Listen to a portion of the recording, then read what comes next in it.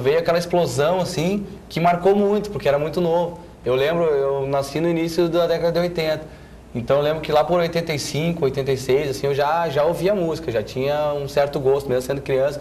E eu lembro de ouvir Jump do Van Halen, assim, que era... Na época eu pensava, assim, não sabia de onde é que saía tudo aquilo de som. Era uma coisa muito nova, assim.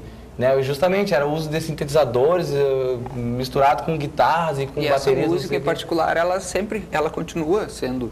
E regravam ela e fazem exatamente, mix dela. Ela é muito marcante. Então, eu citei só um exemplo nessa música, mas na verdade tem muita... Começou daí a outros estilos surgirem. Eu me lembro do The Cure também, que era uma banda que trabalhou com isso. Duran Duran também era... Né? Então ficou essa... Com The Bunnymen, com os... exatamente. Os tecladinhos. Então, assim, eu acho que essa marca, assim, é o que carimbou realmente, sabe? Assim, essa... Né, o cara gostar dos anos 80, assim, é porque talvez tenha sido mais significativo porque tu conheceu realmente uma coisa, viu surgir aquilo.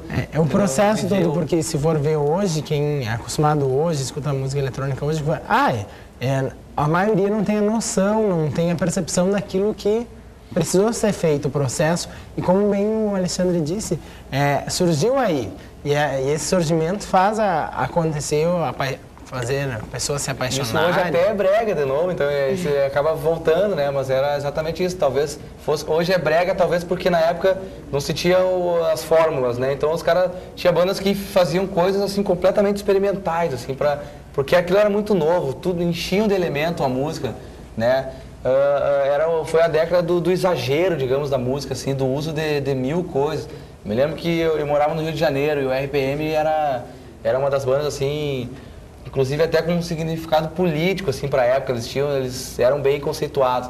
E eles surgiram foi uma das primeiras bandas do Brasil com esse uso de elementos eletrônicos, né? E sintetizadores, enfim.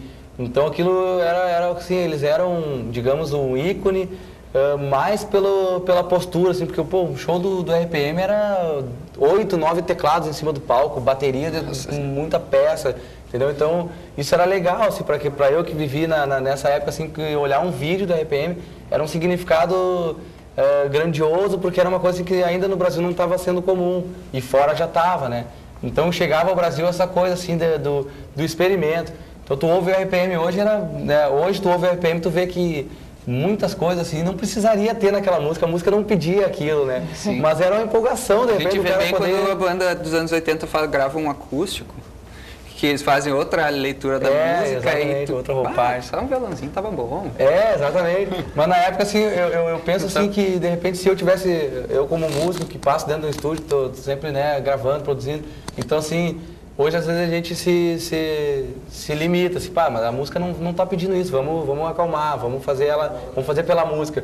Talvez eu acho que a década de 80 tenha se esquecido um pouco disso.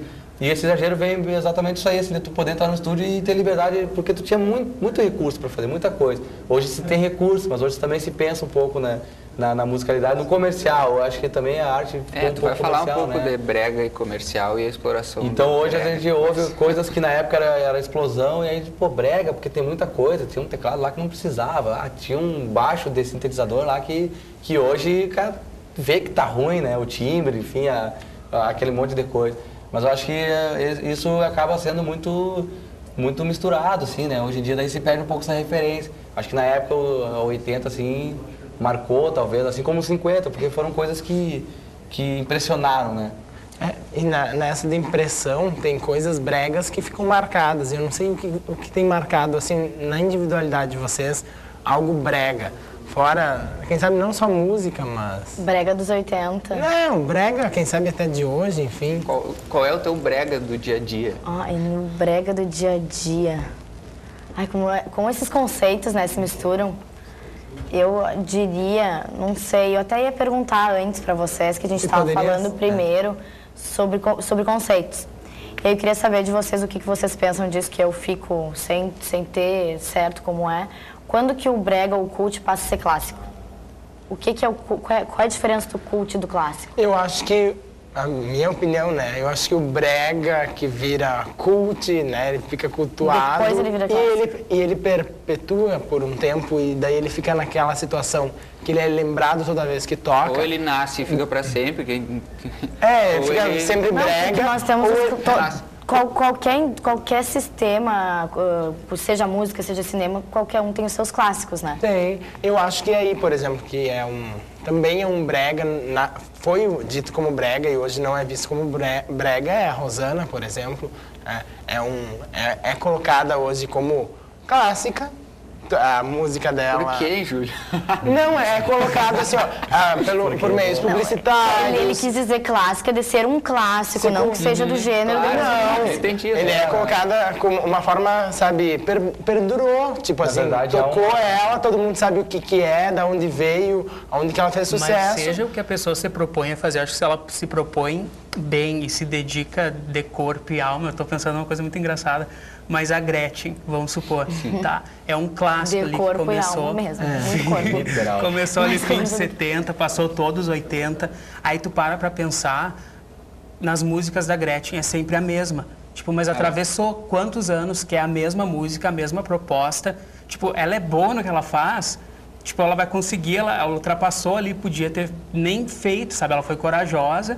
Tipo, eu acho que isso do brega tem muito, sabe? Todo artista brega que é vencedor, ele foi corajoso, porque ele foi lá, meteu a cara, fez o que ele queria fazer, fez bem e perpetuou. Tipo, a Gretchen tipo, pra mim é um clássico dos anos 80. Tipo, eu não consigo imaginar, tipo, Chacrinha, que era um programa clássico também dos anos 80, que agora é sem Gretchen. Sem Gretchen, sem Sidney Magal, sem as chacretes. E hoje tu olha, tipo, o programa do Luciano Huck, que é também uma coisa que é pop, é o Chacrinha.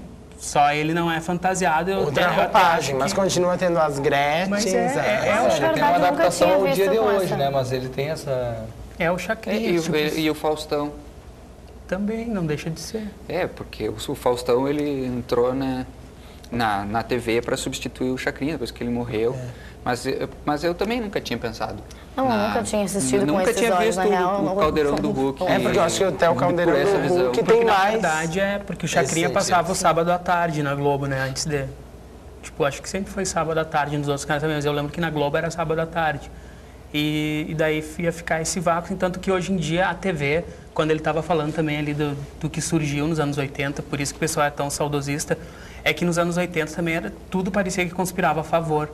A TV daquela época, tipo, inovou e também criou grandes clássicos, como novelas que até hoje são lembradas, Rock Vale Santeiro. Tudo, Rock Santeiro. Cassiano, só deixa eu te interromper, tu continua falando no terceiro bloco, a gente vai pro intervalo, não dá tempo nem de zapear, até já.